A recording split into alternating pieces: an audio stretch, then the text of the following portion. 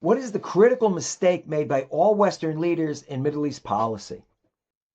Trump, Obama, Carter, Reagan, Israeli Prime Minister Netanyahu, and all others seem to fall into the same trap. Seems none of them really understands the Middle Eastern jihadi mentality. You cannot make deals with these jihadi types. It only blows up in your face. Let's take Obama and the Europeans in 2015 and that famous agreement that they made with the Iranians over what's called the nuclear deal. They figured that they could buy out and control Khomeiniist jihadis, and of course, they didn't. Instead, the Iranians developed long-range ballistic missiles.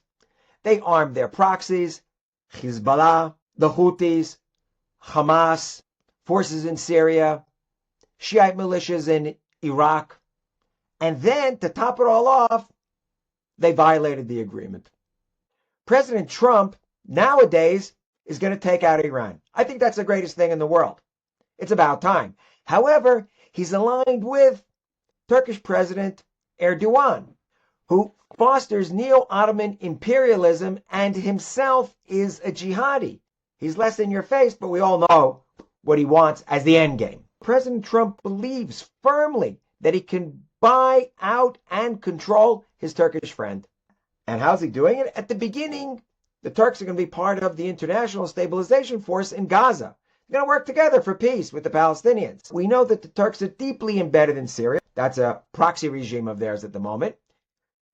They work very diligently to get more and more influence in Jordan and, of course, in Hamas and, yes, the Palestinian Authority. They're also best friends with the Qataris, as is Trump. And the Qataris are fostering the most vicious anti-Semitism since World War II. Now, Obama and Trump, they don't stand alone in what we could call this misunderstanding, or better yet, a disaster. President Carter was there during the Red-Green Revolution of 1979 that overthrew the Shah. America and the West figured, okay, it'll pass. What happened? It got treated to an American embassy takeover. And of course, the Khomeinists, they got the upper hand, and we have the Iran of today. Let's go to Ronald Reagan of the 1980s. He allied himself with the Mujahideen in Afghanistan to defeat the Soviets. Very noble. They really expected that the Mujahideen would now be their allies and they could work together. You thought you could cut deals with them. Well, it didn't exactly work out. As we know, the Mujahideen spawned not only the Taliban of today, but all those jihadi groups that everybody's been suffering from for the last 40, 45 years. Arms were shipped to the Iranians hoping to free American hostages held in Lebanon by Hezbollah. Well, the hostages were never freed. As well as there was the infamous Iran-Contras deal. So let's take Hamas in the United States, better known as the Palestine Committee in the 1990s. Right after the Oslo Accords, they decide to undermine any peace agreement between Israel and what would become the Palestinian Authority. The Clinton administration is deeply embedded in trying to make peace, yet they allow for Hamas to run rampant. And eventually, these extremists build the red-green axis that is so viciously anti-Israel, anti-Semitic, and anti-democratic that we're still dealing with today. It's all tolerated in the name of democracy. We don't even know how far these damages will go. Simultaneously, you have Al-Qaeda planning and eventually attacking. 9/11 is in 2001. They planned quite a bit during Clinton's administration, continuing through Bush, and then the attack in the first year that the Republicans are back in power. Let's have a look at Israel. Israeli Prime Minister Benjamin Netanyahu advocated Qatari funding for Hamas in Gaza because he and his right-wing governments wanted to split the Palestinian leadership.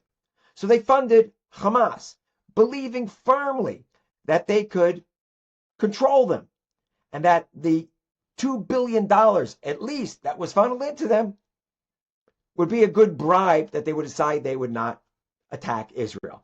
Well, figured, yes, the government, the IDF, everybody could control Hamas. And we, of course, got rewarded with October 7th. Western leaders advocate tolerance and diplomacy in the belief that jihadis can be tamed and controlled. And they also believe that you can buy them off, which is insane.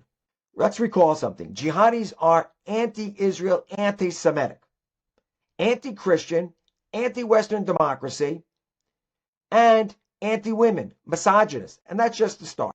They believe firmly and fully that they are divinely ordained for global conquest and that there will be, in the end, an inevitable victory. So why the pro-Ottoman U.S. policies towards Turkey that Donald Trump is pushing so hard as the focus and, say, foundations of his Middle East policies, and the love affair for the Qataris? Because Trump believes that he can control the rising Ottoman Qatari Jihad alliance. I could tell you, for one, that this is going to end in a disaster, especially for Israel. Or did I miss something here?